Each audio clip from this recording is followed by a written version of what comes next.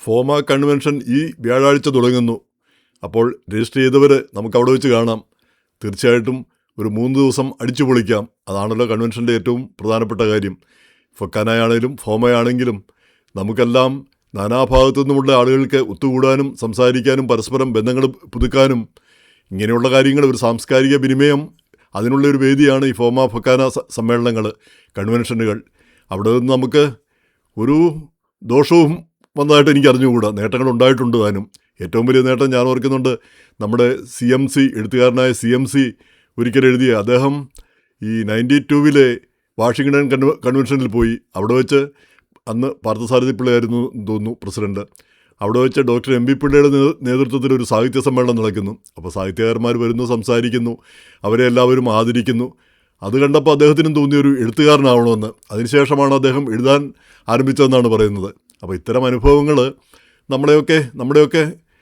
നമുക്കൊക്കെ ഉണ്ടാവും. അവിടെ വെച്ച് പുതിയ ആശയങ്ങൾ, പുതിയ പിന്നെ സൗഹൃദങ്ങൾ, ഇവയെല്ലാം കിട്ടുന്ന ഒരു വേദിയാണത്. അപ്പോൾ അത് നമ്മൾ നിസ്സാരമായിട്ട് തള്ളിക്കളയരുത്.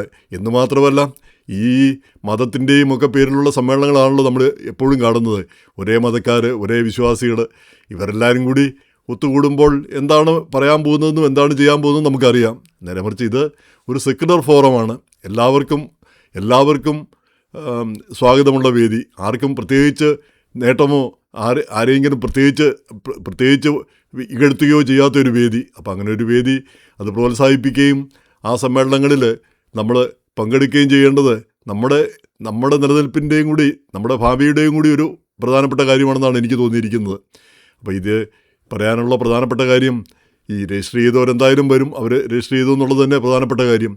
ഈ രജിസ്റ്റർ ചെയ്യാത്ത ആളുകൾ, അതേ സമയം തന്നെ ടെക്സസ് ആ മേഖലയിൽ താമസിക്കുന്ന ആളുകൾ, ഹൂസ്റ്റൺ തന്നെ അമേരിക്കയിൽ ഏറ്റവും അധികം മലയാളികളുള്ള ഒരു കേന്ദ്രമാണ്. ഇപ്പം ന്യൂയോർക്ക്, പിന്നെ ബേ ഏരിയ, ചിക്കാഗോ, ഇതൊക്കെ കഴിഞ്ഞാൽ ഏറ്റവും അധികം ഇവയ്ക്കൊപ്പം തുല്യമെന്ന് തന്നെ പറയാം. അത്രയധികം ആളുകളുള്ള സ്ഥലമാണ് ഹൂസ്റ്റൺ.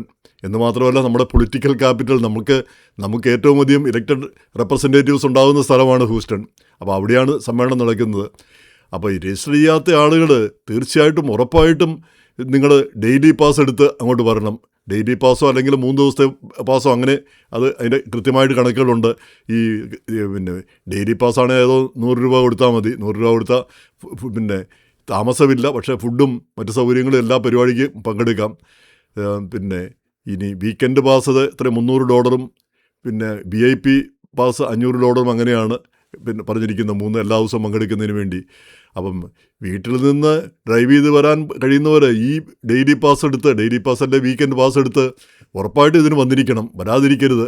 ഞങ്ങളെല്ലാം വരുന്നുണ്ട്. അപ്പോൾ പിന്നെ നമുക്കെല്ലാം കാണാൻ കിട്ടുന്ന ഒരു അവസരമാണ്, അത് ഇല്ലാതാക്കരുത്. എന്ന് മാത്രമല്ല, ഇങ്ങനെയൊക്കെ ഉള്ളതിനൊക്കെ പങ്കെടുക്കുകയും ഇതിനൊക്കെ ഒരു കൂട്ടായ്മ ഉണ്ടാകാൻ കഴിയുകയും ചെയ്തില്ലെങ്കിൽ പിന്നെ നമ്മളെന്ത് പ്രവാസ ജീവിതമാണ്? നമ്മുടെ പരസ്പരമുള്ള ഒരു ബന്ധങ്ങളിലൊന്നും ഒരു പ്രസക്തിയില്ലെങ്കിൽ പിന്നെ എന്താണ് കാര്യം ഇരിക്കുന്നത്? അപ്പോൾ തീർച്ചയായിട്ടും ഹൂസ്റ്റണിലുള്ള സർവ്വ മലയാളികളും വരണം, ഉറപ്പായിട്ടും വരണം. ഇനി ഡാലസിൽ നിന്ന് ഡ്രൈവ് ചെയ്ത് വരാൻ പറ്റുന്നവർ, ഓസ്റ്റിനിൽ നിന്ന് ഡ്രൈവ് ചെയ്ത് വരാൻ പറ്റുന്നവർ, ഇനി ഓക്ലഹോമയിലിരുന്നോ അല്ലെ മറ്റ് സ്റ്റേറ്റുകളിൽ അടുത്തുനിന്ന് ഈ ഡ്രൈവ് ചെയ്ത് വരാൻ പറ്റുന്നവർ തീർച്ചയായിട്ടും വരണം. അവിടെ താമസിച്ചില്ലെങ്കിൽ വേറെ എവിടെയെങ്കിലും താമസിക്കുക, അല്ലെങ്കിൽ തിരിച്ചു പോവുക. പക്ഷേ ആ സമ്മേളനത്തിൽ രാവിലെ മുതൽ വൈകിട്ട് വരെ വരികയും പരസ്പരം ഒരു ബന്ധം പുതുക്കുകയും ഒക്കെ ചെയ്യേണ്ടത് ഒരാവശ്യമല്ലേ?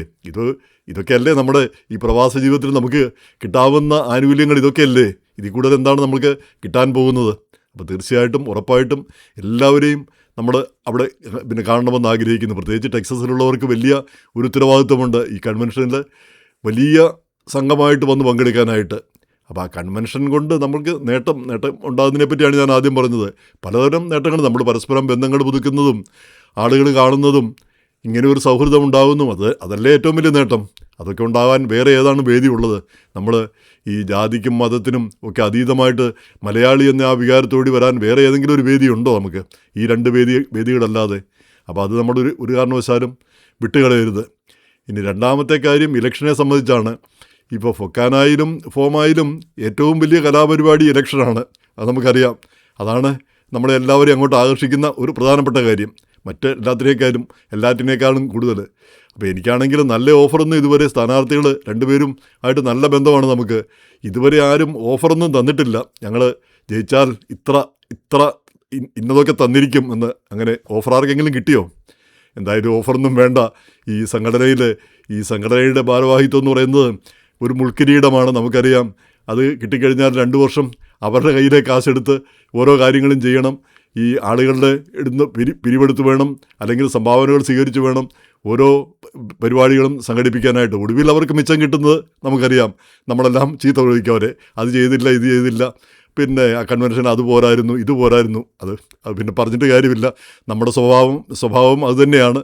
അതുകൊണ്ട് ചീത്ത കേൾക്കാൻ അവർ അർഹിക്കുന്നവരാണ്. കാരണം ഇലക്ഷൻ നിന്നു എന്നുള്ളത് കൊണ്ട് തന്നെ ആ ചീത്തയും അവർ അർഹിക്കുന്നു. അതാണല്ലോ സ്ഥിതി. എന്തായാലും ഇലക്ഷൻ എല്ലാവരും വോട്ട് ചെയ്യണം. എല്ലാവരും ഇപ്പം തന്നെ ആർക്ക് വോട്ട് ചെയ്യണം എന്ന് തീരുമാനിച്ചിരിക്കുന്നു എന്ന് ഞാൻ കരുതുന്നു. അപ്പോൾ വോട്ട് ചെയ്യുന്നതിന് ഈ പ്രാവശ്യം കണ്ട ഒരു പ്രധാനപ്പെട്ട കാര്യം ഞാൻ നോക്കിയപ്പം ഈ 2 പാനലായിട്ട് നിൽക്കുന്നു.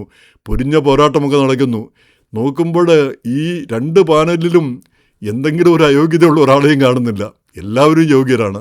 അപ്പോൾ ആരെ ജയിപ്പിച്ചാലും ഒരു കുഴപ്പമില്ല. അപ്പോഴാണ് ഞാൻ ഓർക്കുന്നത്, ഈ പാനലായിട്ടൊന്നും ജയിപ്പിക്കാൻ എനിക്ക് വലിയ താല്പര്യമില്ല. അങ്ങനെ ഒരു പാനലിൻ്റെ വലിയൊരു പ്രസക്തി ഉണ്ടെന്ന് എനിക്ക് തോന്നുന്നുമില്ല. ഇതൊരു സംഘടനയാണ്. അപ്പോൾ ആ സംഘടനയിൽ നമുക്കിഷ്ടപ്പെട്ട ആളുകൾ, നമ്മളുമായിട്ട് കൂടുതൽ ബന്ധമുള്ള ആളുകൾ, അവരെ വിജയിപ്പിക്കുക.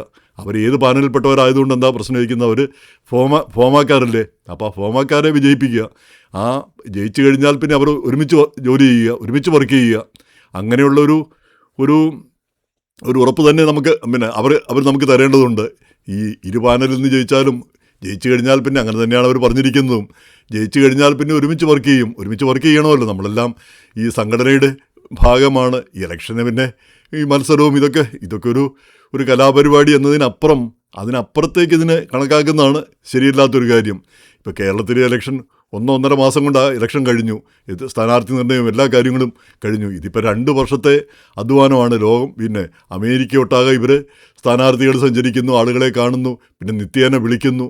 എന്തോ ഒരു ബുദ്ധിമുട്ടാണ്, ഇത്രയും പങ്കപ്പാട്. ഇതിൻ്റെ ഒരു ആവശ്യം എന്താണെന്ന് എനിക്ക് മനസ്സിലാവാത്തൊരു കാര്യമാണ്.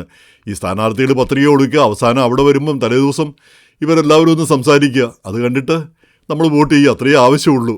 അങ്ങനെയായിരുന്നു പണ്ട് കാലത്തൊക്കെ. ഈ ഞാൻ ഓർക്കുന്നുണ്ട് 96 ഇലക്ഷനിൽ ജയമാത്യു സാർ, അന്ന് മുന്നിൽ നിന്നിരുന്ന മാത്യു കൊക്കൂര, നേരത്തെ പിന്നെ ജനറൽ സെക്രട്ടറി ആയിരുന്ന മാത്യു കൊക്കൂരയാണ് മുന്നിൽ നിന്നിരുന്നത്. അദ്ദേഹമാണ് ജയിക്കാൻ സാധ്യതയെന്നാണ് പൊതുവിൽ കണക്കാക്കപ്പെട്ടിരുന്നത്. പക്ഷേ ആ അവസാന നിമിഷം ആ തലേദിവസത്തെ ആ മീറ്റിങ്ങിൽ ജയമാത്യു സാർ ഒരു പ്രസംഗം നടത്തി. അതുകൂടി ആളുകളെല്ലാം അദ്ദേഹത്തിൻ്റെ പിന്നിലായി. അദ്ദേഹം പറഞ്ഞ ഒരു പ്രധാനപ്പെട്ട കാര്യം, ജയിച്ചാൽ വളരെ സന്തോഷം, ഞാൻ പിന്നെ കാര്യങ്ങളെല്ലാം എൻ്റെ കഴിവിന് മാക്സിമം പരിശ്രമിക്കും ഈ സംഘടനയ്ക്ക് വേണ്ടി. എന്നിട്ട് അദ്ദേഹം പറഞ്ഞു, ഇനി ജയിച്ചില്ലെങ്കിലും ഈ സംഘടനയ്ക്ക് വേണ്ടി ഞാൻ ഉറപ്പായിട്ടും പിന്നെ പരിശ്രമിക്കുകയും അതിനുവേണ്ടി പ്രവർത്തിക്കുകയും ചെയ്യും. അതുകൊണ്ട് ഈ ജയാപജയങ്ങൾ ഒരു പ്രശ്നമുള്ള കാര്യമല്ല എന്ന് പറഞ്ഞു. അപ്പോൾ അത് ആ പരാമർശം ആളുകൾക്ക് കൂടുതൽ ഇഷ്ടപ്പെട്ടു എന്ന് എനിക്ക് തോന്നിപ്പോയി. അദ്ദേഹം വിജയിക്കുകയും ചെയ്തു എന്ന് പറഞ്ഞ പോലെ അത്രയേ ആവശ്യമുള്ളൂ. ഇത് ഈ ഒരു ക്ലാസ് മോണിറ്ററെയൊക്കെ തിരഞ്ഞെടുക്കുന്ന പോലെ. പക്ഷേ ഇതിപ്പം ഒരുപാട് പണമൊക്കെ മുടക്കി, ഒരുപാട് അധ്വാനമൊക്കെ ചെയ്ത്, ഒരുപാട് ഇമോഷണൽ അങ്ങോട്ടും ഇങ്ങോട്ടും ചെളിവാരി എറിഞ്ഞുമൊക്കെ പിന്നെ ഉള്ള കാര്യങ്ങൾ നമ്മൾ പിന്നെ കാണുന്നുണ്ട്. അതിൽ കുറച്ച് ഖേദമുണ്ട് താനും. അപ്പോൾ എന്തായാലും പിന്നെ എന്നെ സംബന്ധിച്ചിടത്തോളം പറയുകയാണെങ്കിൽ ഈ 2 കൂട്ടരും യോഗ്യരായിരിക്കുമ്പോൾ പിന്നെ നമ്മൾ ആരെ തിരഞ്ഞെടുക്കണം, ആർക്ക് വോട്ട് ചെയ്യണം? അപ്പം നല്ലൊരു ടിപ്പ് തരാം. ഈ നമ്മളുമായിട്ട് ഏറ്റവും കൂടുതൽ ബന്ധമുള്ള ആൾക്ക് വോട്ട് ചെയ്യുക. അപ്പോൾ ആരായാലും നമുക്ക് പ്രശ്നമില്ല. കാരണം 2 കൂട്ടർ വന്നാലും സംഘടനയ്ക്ക് ഒരു ദോഷവും വരാൻ പോകുന്നില്ല. അപ്പോൾ അങ്ങനെയുള്ളൊരു സാഹചര്യത്തിൽ നമ്മളുമായിട്ട് ആർക്കാണോ കൂടുതൽ ബന്ധങ്ങളുള്ളത് അവരെ നോക്കി വോട്ട് ചെയ്യുക. കൂടുതൽ രാഷ്ട്രീയമല്ല നമ്മളെ സംബന്ധിച്ച് വേണ്ടത്. രാഷ്ട്രീയത്തിന് വലിയൊരു പ്രസക്തി ഈ സംഘടനയിലുണ്ടെന്ന് തോന്നുന്നില്ല. രാഷ്ട്രീയം എന്ന് പറഞ്ഞാൽ രാഷ്ട്രീയപരമായ ഒരു മത്സരത്തിന് വലിയ പ്രസക്തി ഉണ്ടെന്ന് തോന്നുന്നില്ല. ഒരു സൗഹൃദപൂർണ്ണമായ ഒരു മത്സരമായിട്ട് ഇത് മാറട്ടെ. ഇപ്പോൾ ഈ മത്സരത്തിൻ്റെയൊക്കെ ഞാനും കണ്ടിട്ടുള്ള ഒരു കാര്യം, ഈ മത്സരത്തിൻ്റെ തലേന്ന് ഇവരുടെ സ്ഥാനാർത്ഥികളുടെയൊക്കെ മുറികളിൽ എന്താ ബഹളം, സകലമാന കുപ്പികളും പൊട്ടും. പിന്നെ ഈ ബീഫ് ബിരിയാണി മുതൽ സകലമാന ഭക്ഷണവും അവിടെ പിന്നെ റെഡിയായിരിക്കും. ആളുകൾ വരുന്നു, പിന്നെ കഴിക്കുന്നു, പോകുന്നു. അപ്പോൾ ഇതിന് ശേഷം പിറ്റേ ദിവസം ഈ ജയിച്ച സ്ഥാനാർത്ഥിയുടെയും തോറ്റ സ്ഥാനാർത്ഥിയുടെയൊക്കെ അവരുടെ മുറികളിലൊക്കെ ഞാൻ പോയി നോക്കിയിട്ടുണ്ട്. അതെല്ലാം ശ്മശാന മുഖതയാണ്. ജയിച്ച സ്ഥാനാർത്ഥിയാണെങ്കിലും അവിടെ ഒരു മനുഷ്യനും കാണിയാലും ഒന്നും കാണില്ല. അപ്പോൾ ആ ജയിക്കുന്നത് വരെ ഉള്ളൂ ഈ ബഹളവും മത്സരവും. അതിനുശേഷം പിന്നെ കാര്യങ്ങളെല്ലാം മാറി മറിയുന്നു. എന്തായാലും ഇതൊരു കലാപരിപാടിയായിട്ട് തന്നെ കണക്കാക്കണം. ഇതൊരു വാശിയോ മത്സരമോ ഈ മത്സരബുദ്ധിയോ അല്ലെങ്കിൽ പിന്നെ പിണക്കമോ വേണ്ട ഒരു കാര്യമല്ല. ഇത് നമ്മുടെ ഒരു സൗഹൃദത്തിൻ്റെ ഒരു പ്രതീകം മാത്രമാണ്. നമ്മുടെ ഈ സംഘടനയെ നയിക്കാനൊരു നേതൃത്വം വേണമെന്നുള്ളതിന് സന്ദേഹമൊന്നുമില്ല. അപ്പോൾ ആ നേതൃത്വം പിന്നെ രണ്ടു കൂട്ടരും യോഗ്യരാകുമ്പോൾ നമ്മൾ വിഷമത്തിലായി പോകുന്നു. നേരെ മറിച്ച് ഈ എന്തെങ്കിലും ഒരു അയോഗ്യതയുള്ളൊരു കൂട്ടരായിരുന്നെങ്കിൽ നമുക്ക് ഈ പ്രശ്നമില്ലായിരുന്നു. ഇപ്പോൾ ഇത് അയോഗ്യതയൊന്നും കാണുന്നില്ല. അതുകൊണ്ട് നമ്മളുമായിട്ട് ബന്ധപ്പെട്ട ആളുകൾ, നമുക്ക് കൂടുതൽ താല്പര്യമുള്ള ആളുകൾ, അവർക്ക് വോട്ട് ചെയ്യുക. അവർ ജയിക്കട്ടെ, രണ്ട് വർഷം സംഘടനയെ നയിക്കട്ടെ, സംഘടനയ്ക്ക് പുതിയ ഒരു ഊർജ്ജം പകരട്ടെ. ഓരോ വർഷവും പുതിയ ആളുകൾ വരികയും പുതിയ ഊർജ്ജം പകരുകയും ചെയ്യുമ്പോഴാണ് സംഘടന മുന്നോട്ട് പോകുന്നത്.